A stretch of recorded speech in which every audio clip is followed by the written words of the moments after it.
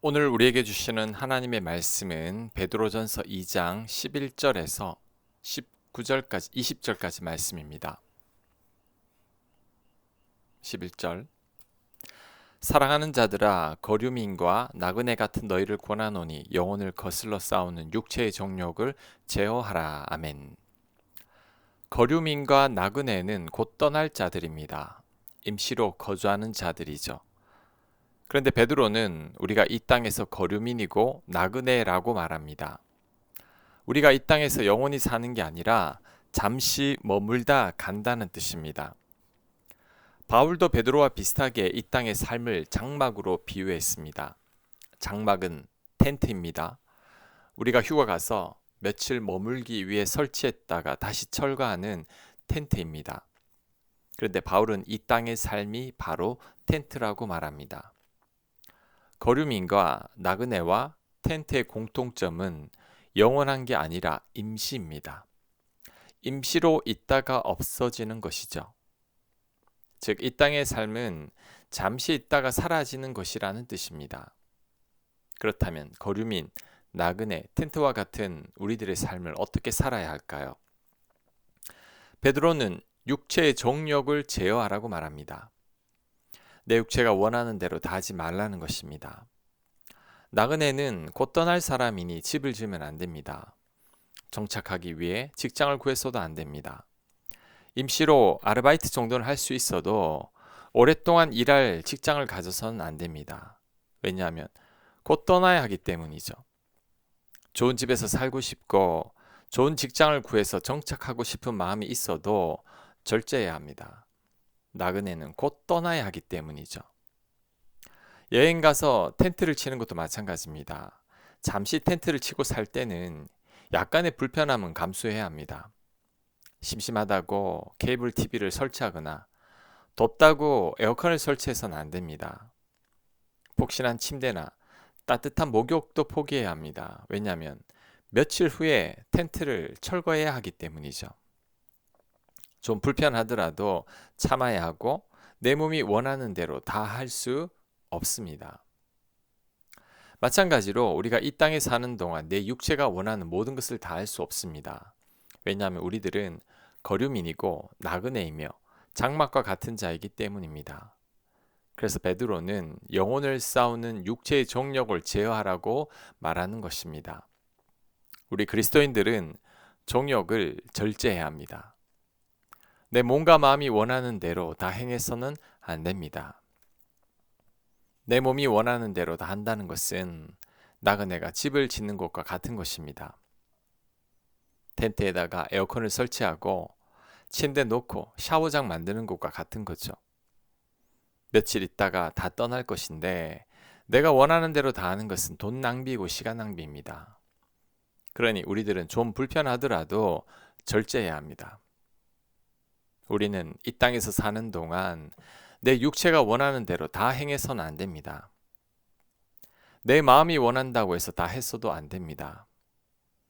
우리는 절제할 수 있어야 하고 내 정욕을 제어할 수 있어야 합니다. 솔로몬을 기억해야 합니다. 솔로몬은 자신이 원하는 모든 것을 다 해보았습니다. 오감이 원하는 것들을 다 누려본 자이죠. 하지만 솔로몬의 인생 결론은 다 헛되다는 것이었죠. 우리들도 이렇게 될 수 있습니다. 그러므로 우리들은 나만을 위해 살아서는 안 됩니다. 내일 죽을 것을 모르고 자신만을 위해 곡식 창고를 만들던 욕심 많은 어리석은 부자가 되어서는 안 됩니다. 나누고 베푸는 삶을 살아야 합니다. 먼저 하나님의 나라와 의를 구해야 합니다. 내 몸과 마음이 편한 것만 추구해서도 안 됩니다. 몸과 마음이 좀 힘들어도 가치 있고 보람되고 하나님께서 기뻐하시는 일을 해야 합니다. 예수님처럼 사랑을 베풀며 살아야 합니다. 십자가 사랑을 갚는 마음으로 살아야 합니다. 이 땅의 삶이 텐트와 같다는 바울의 말과 나그네와 같다는 베드로의 말을 꼭 기억해야 합니다. 잠시 머물다 갈 곳에서 내 육체와 마음이 원하는 대로 살아서는 안 됩니다. 우리들은 참고 절제해야 합니다. 이런 삶이 이 땅에서 가장 지혜롭게 사는 삶입니다. 12절 너희가 이방인 중에서 행실을 선하게 가져 너희를 악행하다고 비방하는 자들로 하여금 너희 선한 일을 보고 오시는 날에 하나님께 영광을 돌리게 하려 함이라. 아멘. 이방인들이 왜 그리스도인들을 악행한다고 하는 걸까요? 이것은 당시 상황을 좀 이해해야 합니다. 이때 당시 그리스도인들은 조상들에게 제사를 드리지 않았고 황제도 숭배하지 않는 자들로 여겨졌습니다. 그로 인해 불효자요, 불충성하는 자들이라고 오해를 받았던 거죠. 더불어 성찬식을 인육을 먹고 피를 마신다는 의식으로 잘못 오해받기도 했습니다. 또한 로마 대화제의 주범으로 몰리고 있었죠. 그러니 이방인들이 그리스도인들을 악한 자들이라고 오해한 것입니다. 하지만 이런 오해를 가장 잘 반박할 수 있는 것이 바로 선한 행실을 보이는 거죠. 악한 자들인 줄 알았는데 그게 아니라는 것을 보여주라는 것입니다. 그러면 이방인들이 그리스도인들을 다르게 보기 시작합니다. 그러면서 그들도 하나님을 믿게 되는 거죠. 불신자들이 유일하게 보는 성경은 바로 우리들입니다. 그들은 성경을 안 보죠. 하지만 우리들의 선한 삶을 통해서 간접적으로 하나님을 보기에 우리가 그들에게 유일한 성경인 것입니다. 요즘은 교회가 선한 행실로 세상 사람들의 칭찬을 받기보다 많은 비난의 대상이 되고 있죠. 이러면 안 됩니다. 하나님 영광을 가리게 됩니다. 우리는 선한 행실의 본을 보여야 합니다. 우리는 선으로 악을 이기는 자가 되어야 합니다.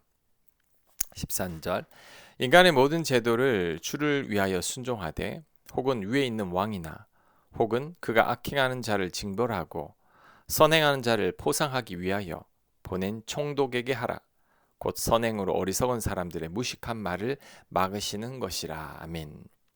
12절과 같은 맥락이죠. 인간의 모든 제도를 잘 순종하라고 합니다. 왕이나 총독에게도 순종하라고 합니다.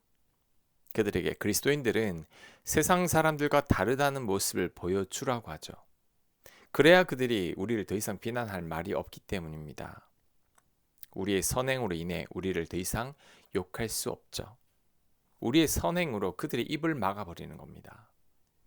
오른뺨을 때리면 왼편을 돌리고 겉옷을 달라고 하며 속옷도 주고 오리를 가자고 하면 심리를 가버리면 그들도 말문이 막혀버립니다. 우리가 이렇게 하자는 겁니다. 선으로 악을 이겨버리라는 거죠. 16절 너희는 자유가 있으나 그 자유로 악을 가리는 데 쓰지 말고 오직 하나님의 종과 같이 하라. 무 사람을 공경하며 형제를 사랑하며 하나님을 두려워하며 왕을 존대하라. 자, 우리는 자유가 있지만 그 자유를 남용해서 악을 범하지 말라는 겁니다. 우리는 예수님 믿음으로 모든 죄에서 자유케 되었죠. 우리는 하늘을 소유한 하나님의 자녀들입니다. 진리를 알아서 그 진리로 인해 자유하게 된 자죠. 하지만 그렇다고 해서 그 자유를 남용해서는 안 됩니다. 그 자유로 오히려 사람들을 공경하고 형제를 사랑하고 섬겨야 합니다. 하나님을 두려워하며 왕을 존귀하게 여겨야 합니다. 예수님 믿었으니 구원을 받았다고 내 마음대로 살아도 된다는 그리스도인들이 있습니다. 뭔가 잘못 알고 있는 겁니다. 예수님 믿었다고 끝이 아닙니다. 이제 시작입니다. 이제 걸음마를 디딘 거죠. 이제 그리스도를 닮아가야 합니다. 하나님의 백성으로 다듬어져야 합니다. 하나님 말씀에 순종하고 서로 사랑하는 자가 되어야 합니다. 이렇게 되지 않는 것은 가짜 믿음입니다. 마지막 때에 주님이 모른다고 할 자들이 교회에 많습니다. 우리는 그런 자가 되어서는 안 됩니다. 우리는 자유를 얻었지만 끝이 아닙니다. 절제해야 합니다. 그 자유를 가지고 오히려 타인을 위해, 세상을 위해, 하나님 나라를 위해 살아야 합니다. 그리스도를 더 많이 닮아가야 합니다. 이런 삶이 서두에서 말한 육체의 정욕을 제어하는 삶입니다. 18절 사환들아 범사에 두려워함으로 주인들에게 순종하되 선하고 관용하는 자들에게만 아니라 또한 까다로운 자들에게도 그리하라. 부당하게 고난을 받아도 하나님을 생각함으로 슬픔을 참으면 이는 아름다우나 죄가 있어 매를 맞고 참으면 무슨 칭찬이 있으리요. 그러나 선을 행함으로 고난을 받고 참으면 이는 하나님 앞에 아름다우니라. 아멘. 이때 당시에는 노예와 종들이 많았습니다. 그런데 기독교는 그런 노예와 종들을 두는 것을 반대했습니다. 다 같은 형제자매로 여긴 거죠. 그런데 이런 종교관은 당시 문화와는 대치되는 것입니다. 당시에는 상류층들이 노예와 종들을 부리는 것을 당연히 여기는 문화였습니다. 그런데 일부 종들이 예수님을 믿고 나서는 주인 보기를 우습게 여기는 거죠. 예수님 믿었으니 이제 다 평등하다고 주장한 것입니다. 그로 인해 지배계층들의 반발이 심했죠.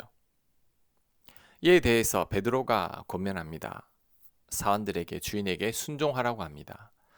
평등을 주장하지 말고 예수님처럼 섬기라고 합니다. 까다로운 주인들에게도 순종하라고 말씀합니다.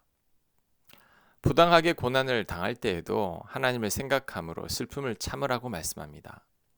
이런 삶이 하나님 보시기에 아름답다고 말합니다. 자, 이것을 우리 삶에도 적용할 수 있어야 합니다. 회사 사장님이 교회 장로님이고 안수 집사님이라고 은근히 잘해줄 것을 기대하는 직원분들이 있습니다. 그러면서 조금만 그리스도인답지 못한 모습을 볼 때 뒤에서 사장님을 험담하고 욕하기도 하죠. 또한 슬며시 농땡이 피우기도 합니다. 그런데 이러지 말라는 거죠. 사장님께 기대하기 전에 대접받고자 하는 대로 대접하라는 겁니다. 먼저 순종하고 먼저 잘 섬기라는 거죠. 까다로운 사장을 만나도 순종하면서 참으라고 합니다. 물론 사장님도 일하는 직원들을 먼저 배려하고 섬기도록 노력해야 합니다. 예수님께서 십자가에 달려서 본을 보이신 것처럼 사장님도 직원들을 배려하고 사랑해야 합니다. 이렇게 사장님과 직원들이 자신의 권리를 요구하기보다 서로 잘 섬겨야 한다는 거죠. 이것이 바로 베드로가 말하는 바입니다. 또한 이것이 예수님의 십자가 사랑입니다. 우리는 그 사랑을 실천할 수 있어야 합니다. 아멘. 묵상과 적용 질문입니다. 한 달 후에 내가 죽는다면 지금 내가 절제하거나 그만둬야 할 일은 무엇입니까? 내가 가진 이 땅의 모든 것들이 다 사라지고 말 것임을 생각해 보시기 바랍니다. 기도합니다. 하나님, 우리가 나그네이고 우리들의 삶이 장막임을 기억하게 하옵소서. 사라지고 말 것들의 마음을 빼앗기지 않도록 은혜를 베풀어 주시옵소서. 예수님 이름으로 기도합니다. 아멘.